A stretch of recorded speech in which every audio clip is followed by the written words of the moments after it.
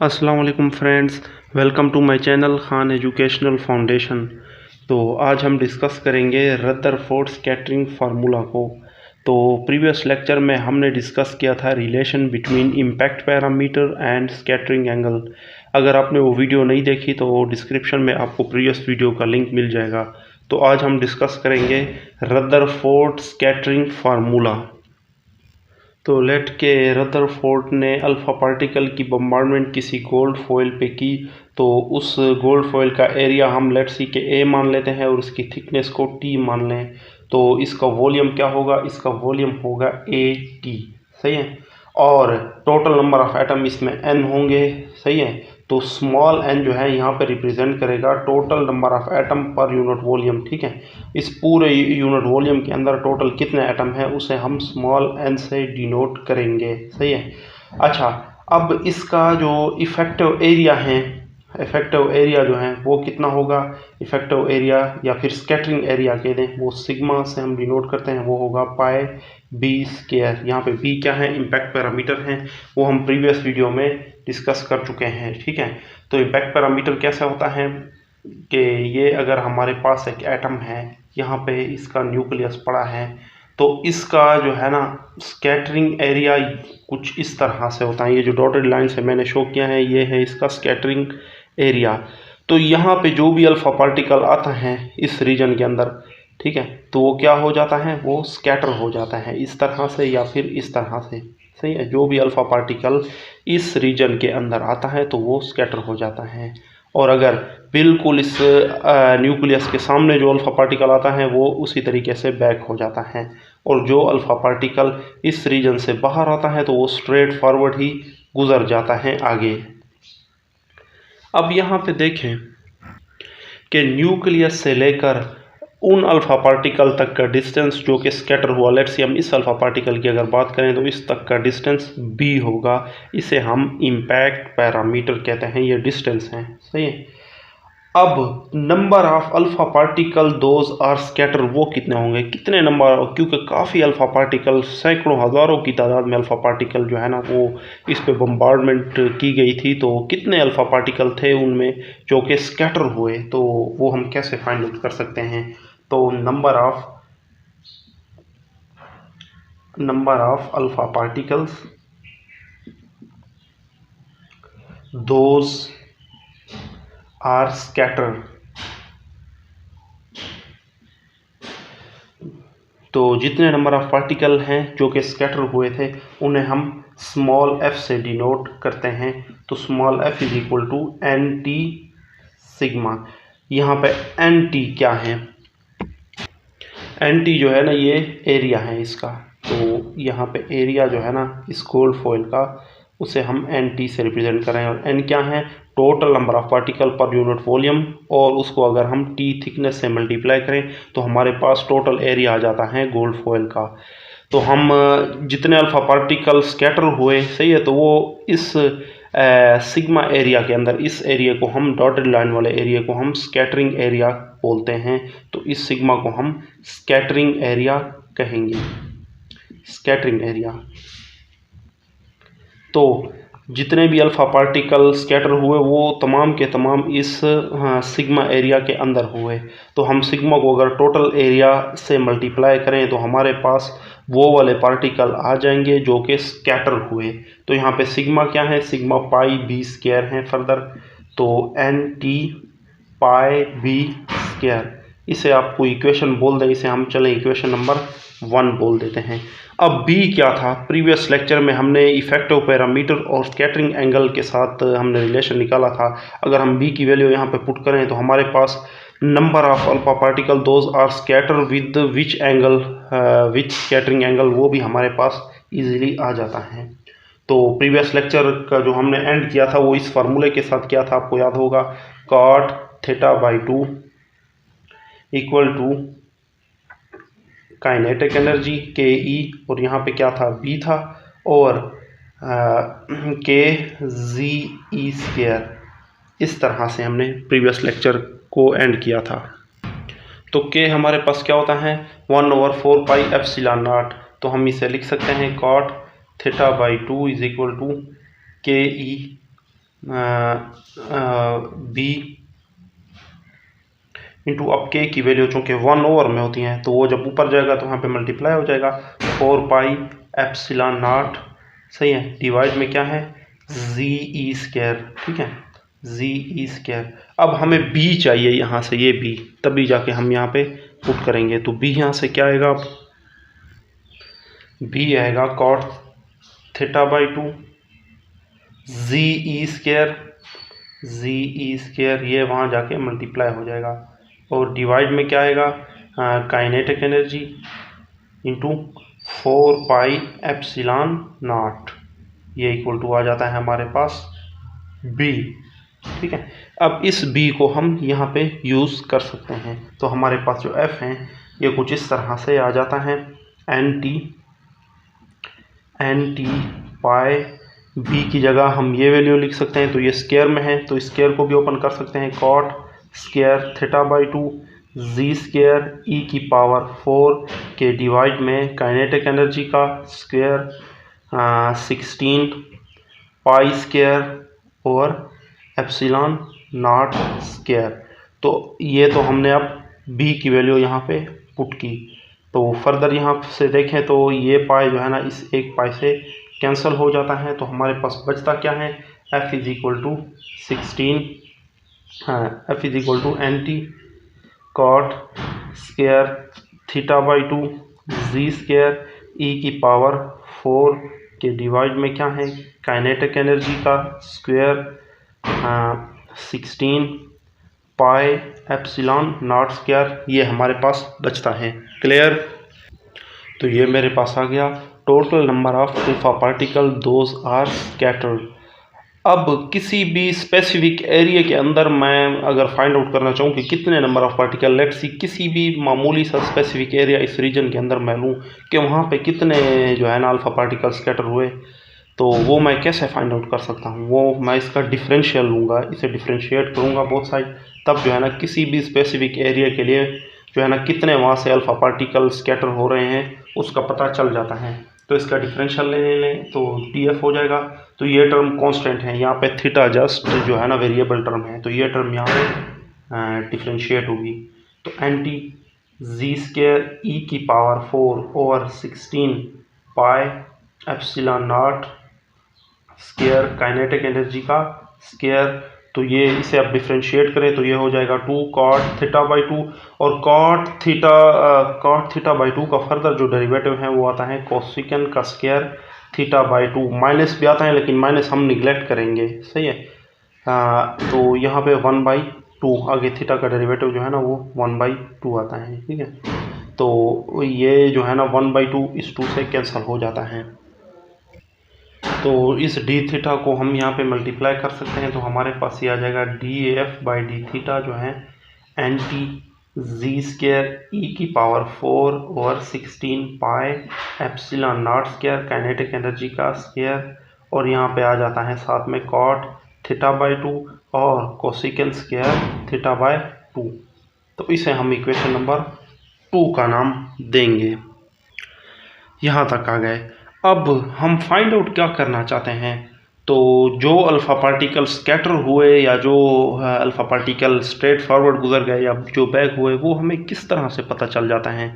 वो एक्चुअली जो है ना रदरफोर्ड ने यहाँ पे क्या डिटेक्टर सा लगाया हुआ होता है, डिटेक्टर, या जिसे जिंक सल्फाइड की प्लेट भी कहते हैं, लेकिन डिटेक्टर भी यहाँ पे यूज़ होता है। इस तरह का डिटेक्टर यहाँ पे लगा हुआ होता है। तो जो एटम स्ट्रेट फॉरवर्ड होते हैं वो यहाँ पे इस तरह से स्पॉट बनाते हैं, तो यहाँ से हमें पता चल जाता है कि इंसिडेंट कितने पार्टिकल थे, उसमें से कितने स्कैटर हुए ओरिजिनल पाथ से और कितने स्ट्रेट फॉरवर्ड गुजर गए, और जो यहाँ पे शो नहीं होते वहाँ से हमें पता चल जाता है कि यहाँ पे आने वाले पार्टिकल बैक हुए, मतलब कि न्यूक्लियस भी इसी डायरेक्शन में ही होगा। तो ये डिटेक्टर हमें सब कुछ बताता है। अब इस डिटेक्टर पे कितने नंबर ऑफ पार्टिकल स्कैटर शुदा आए और इस डिटेक्टर का एरिया क्या होगा वो हम फाइंड आउट कर सकते हैं, सही है। तो देखें इस डिटेक्टर एरिया को मैं यहाँ पे शो कर देता हूँ, ठीक है। तो ये अल्फ़ा पार्टिकल कुछ इस डायरेक्शन में थे जो कि स्कैटर हुए, वो कुछ आप कह लें कि यूँ हुए, तो इनका जो स्कैटरिंग एंगल है ओरिजिनल लाइन के कंपेयर में वो थीटा है, और इसको हम इस लाइन को या इस लाइन को का डिस्टेंस हम लेट कर लेते हैं कि ये आर है, इसका भी आर है और इसका भी आर है। तो ये जो है ना अल्फ़ा पार्टिकल्स जो है ना न्यूक्लियस के कुछ इफेक्टिव एरिया पे आकर वो क्या हुए, स्कैटर हुए। अब थीटा एंगल के लिहाज से कितने अल्फ़ा पार्टिकल स्कैटर होते हैं और डी थीटा के लिहाज से कितने अल्फ़ा पार्टिकल स्कैटर होंगे, तो ये इसका पता हम कुछ यूँ लगा सकते हैं कि इस एंगल में थोड़ा सा चेंज लाएंगे और उसी लिहाज से जो है ना इस एरिया में भी चेंज आएगा। तो सॉरी एक मिनट, तो जितने भी स्कैटर एटम हुए वो डिटेक्टर पे यहाँ पे आएंगे। इससे ऊपर वाले जो होंगे डिटेक्टर का एरिया इससे भी ज़्यादा है, लेकिन वो हम काउंट नहीं कर रहे, हम जस्ट स्कैटरिंग वाले अल्फ़ा पार्टिकल को काउंट कर रहे हैं। तो वो इस एरिया के अंदर आएंगे, इस छल्ले नुमा एरिया के अंदर आएंगे, यहाँ भी नहीं आएंगे, यहाँ पे आएंगे। तो थीटा एंगल के साथ कुछ जो है अल्फ़ा पार्टिकल स्कैटर होते हैं और कुछ मज़ीद डी थीटा के साथ भी स्कैटर होते हैं। ज़रूरी नहीं कि तब सब के सब यहाँ, कुछ यहाँ कुछ यहाँ कुछ यहाँ, ठीक है। तो इस एरिया के अंदर जो है ना तमाम के तमाम अल्फ़ा पार्टिकल स्कैटर होंगे। तो इस एंगल का लेट्स सी इस ओरिजिनल के मुकाबले में इसका एंगल चले यहाँ लिख लेते हैं, ये है डी थीटा, और इसकी विड्थ कितनी है, इस एरिया की विड्थ, इस एरिया को हम डी ए प्राइम बोलेंगे और इसका विड्थ क्या होगा, अगर इसका जो है ना ये वाला डिस्टेंस आर है और एंगल डी थीटा है तो इसकी विड्थ क्या होगी, आर डी थीटा। और इसी तरीके से हम इसका रेडियस भी मालूम कर सकते हैं इस एरिया का, तो इस एरिया का रेडियस क्या होगा, R sine theta, R sine theta होगा। हाँ, तो ये एरिया कितना है, इस एरिया को हम बोलेंगे डी ए प्राइम एरिया, सही है, ये इफेक्टिव एरिया है। तो इसे हम लिखेंगे 2 पाई आर, 2 पाई, ठीक है, आर इसका जो रेडियस है, टोटल सर्कम्फ्रेंस को हम रेडियस से मल्टीप्लाई करेंगे तो ये वाला एरिया जो है ना, ये छल्ला नुमा एरिया, ये वाला एरिया, चलें इसे ऐसे शो कर लेते हैं। ये जितने भी एटम स्कैटर होते हैं वो तमाम के तमाम जो है ना वो यहाँ पे शो होते हैं। तो 2 पाई आर हमारे पास क्या है, आर डी थीटा,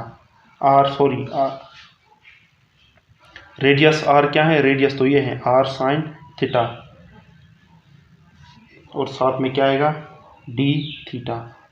तो हम इसे लिख सकते हैं 2 पाई,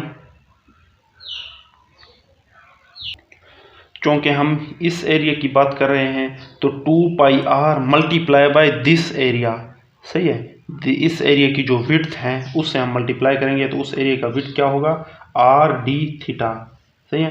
2 पाई सरकम्फ्रेंस ऑफ द एरिया को हम रेडियस से मल्टीप्लाई करते हैं, एरिया इस तरह से इसका काउंट होगा ना, और साथ में जो है ना ये वाला एरिया जिसकी विड्थ इतनी है, ठीक है, इस एरिया को हम फाइंड आउट करना चाहते हैं। तो इसकी जो विड्थ है वो क्या है, आर डी थीटा। तो ये क्या आएगा, 2 pi R square sine theta D theta. अब इसे हम इक्वेशन नंबर 3 कहेंगे। अब कितने अल्फ़ा पार्टिकल, ये तो हमने एरिया मालूम किया कि ये वाला एरिया है डिटेक्टर पे, ये वाला एरिया है जहाँ पे एटम स्कैटर हुए। अब कितने अल्फ़ा पार्टिकल जो है यहाँ पे स्कैटर होते हैं उनकी काउंटिंग हम कैसे करेंगे, तो उनके लिए हमारे पास फार्मूला है n इंटू थीटा वो पार्टिकल हैं जो इस एरिया के अंदर, इस इफेक्टिव एरिया के अंदर स्कैटर हुए। तो ये होता है इज इक्वल टू इनिशियल या टोटल नंबर ऑफ पार्टिकल में से कितने स्कैटर हुए उन्हें हम मल्टीप्लाई करते हैं इस एरिया के अंदर, सही है, इस एरिया के अंदर, जो कि इस एरिया के किसी भी हिस्से के अंदर जो पार्टिकल जो है ना स्कैटर हुए, divided by D A area, ये वाला इफेक्टिव एरिया। तो ये इसका फार्मूला बनता है। टोटल नंबर ऑफ एरिया को जो है ना हम number of particle those are scatter in any of effective area, और उसे हम जो है ना किसी भी एरिया के अंदर, मतलब कि ये इसकी बात कर लें तो यहाँ पे डी एफ है, तो टोटल एरिया के लिए हम जो है ना इसे डिवाइड करेंगे ओवर डी ए प्राइम, क्योंकि इस सारे एरिया की हम बात कर रहे हैं तो हम इसे जो है ना कुछ इस तरह से करेंगे। तो अब इनकी वैल्यूज़ हम यहाँ पे यूज़ कर सकते हैं। यहाँ पे हम डी एफ और डी ए प्राइम की वैल्यूज़ पुट करेंगे। डी एफ जो हमारे पास इक्वेशन नंबर 2 था और डी ए प्राइम जो है इक्वेशन नंबर 3 है हमारे पास। यहाँ पे हमने साइन थीटा को ट्रिग्नोमेट्रिकली इस तरह से ओपन किया, 2 sine theta by 2 cos theta by 2 into D theta.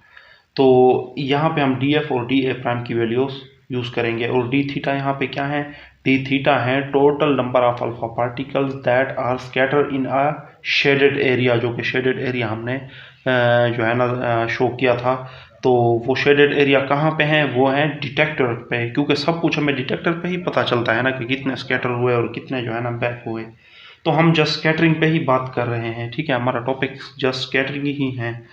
तो अब यहाँ पे हम यूज़ कर लेते हैं इनकी values, N into theta N I D F हमारे पास ये है N T Z square E की पावर 4 कॉट थीटा बाई 2 और कोसिकन का square theta by 2 into D theta के डिवाइड में आएगा हमारे पास 16 pi epsilon naught square kinetic energy का स्क्वायर। और साथ में डिवाइड में चूँकि डी ए प्राइम है तो डी ए प्राइम हमारे पास ये है, इस वैल्यूज़ को यहाँ पे लिख लेते हैं 2 पाई आर स्केयर 2 से मल्टीप्लाई होकर कितना हो जाएगा 4 pi R square sine theta by 2 cos theta by 2 और साथ में ये वाला डी थीटा। तो डी थीटा से कैंसिल और कॉट थीटा बाई 2 को हम फर्दर लिख सकते हैं, कॉट थीटा बाई 2 को हम कॉज ओवर साइन फर्दर लिख सकते हैं इस तरह से। तो बस चंद ही 2-3 स्टेप ही बाकी हैं, बाकी ये हमारा जो है ना फाइनल एक्सप्रेशन अभी आ जाएगा। तो कॉस थीटा बाई 2 और साइन थीटा बाई 2 ये इस तरह से हो जाएगा। और इसे भी हम लिख सकते हैं 1 over sine square theta by 2। तो साइन स्केयर जो है ना ये यहाँ पे क्यूब हो जाएगा, क्योंकि ये 1 over sine square theta by 2 है। और यहाँ पे जो है ना इस साइन के साथ ये ठीक है cos over cos theta by 2 और साइन थीटा बाई 2 था, ये साइन क्यूब थीटा बाई 2 हो जाएगा इस तरह से। अब फर्दर जो है ना डिवाइड में क्या है, ये 4 इससे मल्टीप्लाई होकर 64 पाई से मल्टीप्लाई होकर pi square epsilon naught square R square और sine theta by 2 cos theta by 2। तो कॉस थीटा बाई 2 जो है ना इस कॉस थीटा बाई 2 से कैंसिल हो जाएगा। और ये साइन क्यूब थीटा बाई 2 है, ये भी डिवाइड में है, तो ये क्या हो जाएगा साइन की पावर 4 थीटा बाई 2। बस ये फाइनल एक्सप्रेशन है। तो N T Z square E की पावर 4 के डिवाइड में हमारे पास क्या है, इसे हम लिख सकते हैं 8 पाई एप्सिलॉन नॉट का स्केयर लिख सकते हैं ना। 8 भी जो है ना 8 का स्केयर जो है 64, ये तमाम स्केयर में थे। आर स्केयर को भी इसके अंदर लिख दें या अलग लिख दें, तो यहाँ पे आएगा साइन की पावर 4 थीटा बाई 2 इस तरह से। तो ये हमने जो है ये हमारे पास रदरफोर्ड स्कैटरिंग फार्मूला। तो रदरफोर्ड मॉडल में जितने भी अल्फ़ा पार्टिकल्स के डिटेक्टर तक पहुंचते हैं, ठीक है, वो हम इस फार्मूले के थ्रू कैलकुलेट कर सकते हैं। सो आई होप आपको ये क्लियर होगा। तो कोई भी डाउट हो तो आप कमेंट में बता दिया करें। तब तक के लिए आप नेक्स्ट वीडियो तक के लिए अल्लाह हाफ़िज़।